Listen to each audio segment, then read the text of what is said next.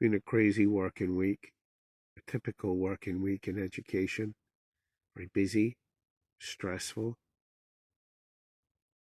It really dawns on me that, it's part and parcel of the modern educational system that we're focused on the outside world, on the senses, on ideas,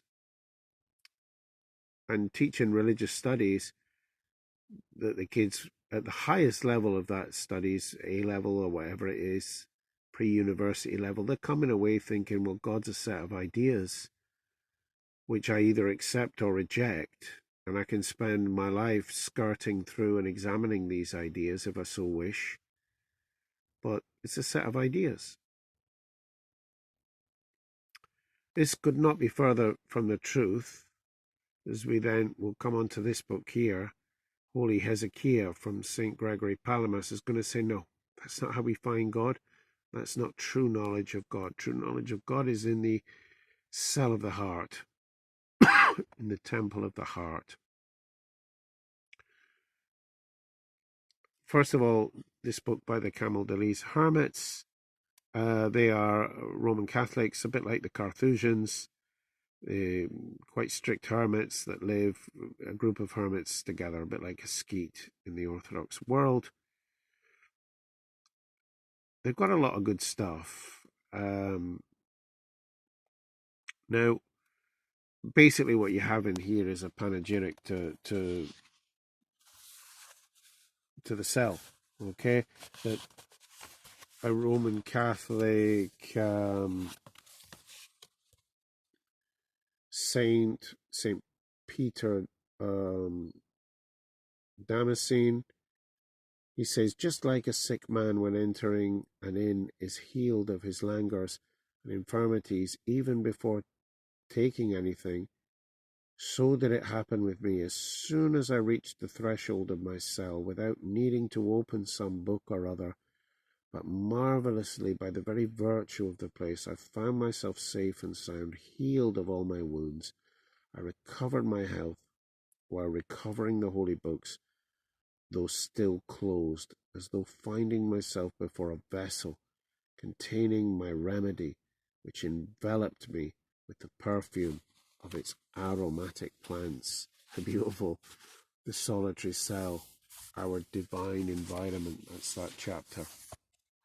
It's an interesting book. I say it's Roman Catholic, but there's some good stuff in there for us all, if one is so inclined.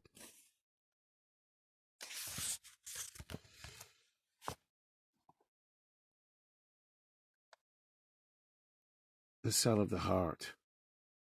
What I like about this book is, as I say, you've got the commentary of St. Gregory Palamas, and then you've also got an extensive commentary by the author, who's bringing it to life in a modern context, but also breaking down these terms that we often get kind of knotted up with, like psyche, the nous, the heart. What are these terms? The author's going to break that down very skillfully, and also relate it to ordinary life. If we can use that term, ordinary, related to the 21st century, okay?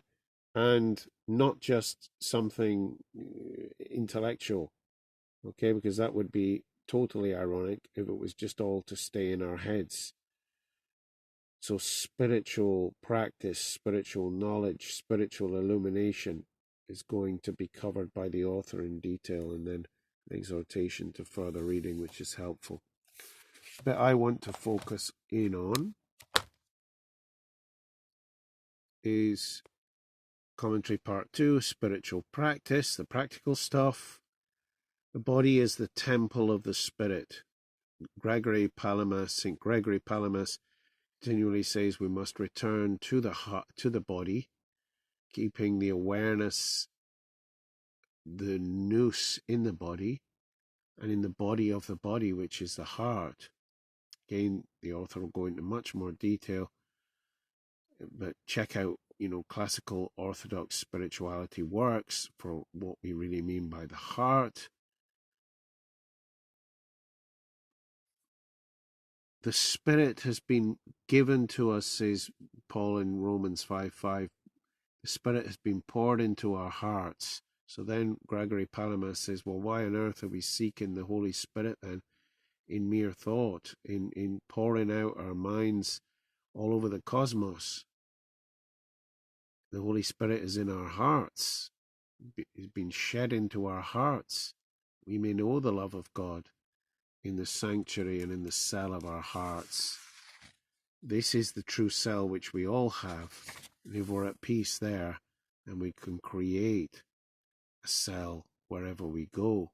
I mean, that's really wonderful when you see somebody that's able to do that.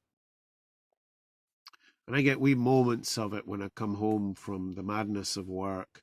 I get home and you have your icons, your books, your little cell, and there's a sense of calm, abiding.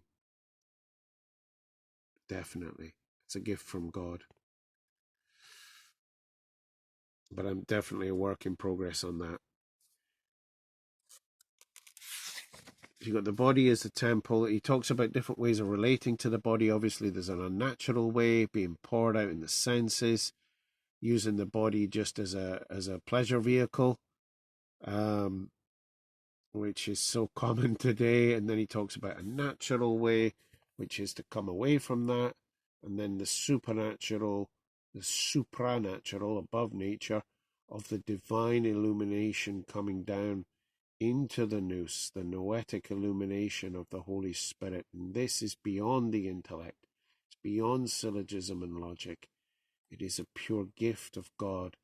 It's like an intuition from on high, not generated from within us. No more than a flower. I got into Zen for a bit, and it was a real diversion. I realized, and one way I knew it was I have a plant outside that flowers at this time of the year, and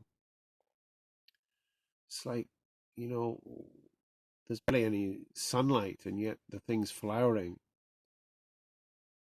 Well, what causes it to flower? It's the light. It's the light from outside of itself. A plant can't come into flower by itself.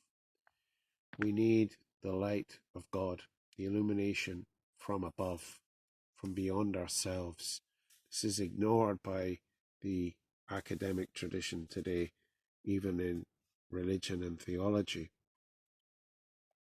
Bringing attention into our inner life, watchfulness is this coming into the body, and then the body of the body, the eye of the psyche, or the heart, the eye of the heart. Well, look, I think I've said enough on this. I'm not the world expert on any of this, but as you can see, the author's going into great practical detail on all of this, and so we must look into our hearts for the Holy Spirit. And this is commentary from, this is direct quotations of Palamas in the italics, but with the author's commentaries. Obviously wrestled and chewed over this for a great period of time. So there we go. Check it out. Entering into the cell of the heart. Forgive me. Hope that's useful.